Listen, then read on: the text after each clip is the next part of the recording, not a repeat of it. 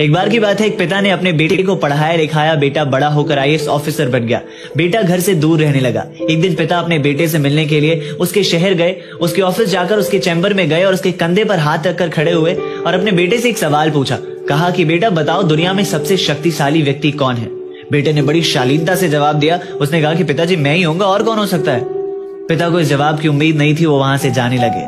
वो गेट पर आए और उन्होंने सोचा कि एक बार फिर से पूछता हूँ। वो एक बार फिर से अपने बेटे के पास गए और पूछा कि बताओ बेटा, दुनिया में सबसे शक्तिशाली कौन है? तो बेटे ने इस बार कहा कि पिताजी आप। पिता ने कहा कि अभी तो तुमने खुद को कहा, अभी मुझे कैसे कह रहे हो? बेटे ने कहा कि पिताजी उस वक्त आपका हाथ मेरे कंधे पर था, और जिस वक्त एक पिता का हाथ उसके बेटे के कंधे पर हो, वो दुनिया का तो सबसे शक्तिशाली व्यक्ति ही होगा ना। ये सुनकर पिता की आंखों में खुशी के आंसू आ गए। वो कहते हैं ना कि बड़े नसीब वाले होते हैं जिनके कंधे पर पिता का हाथ होता है। जिंदगी के हर सपने पूरे होते हैं अगर पिता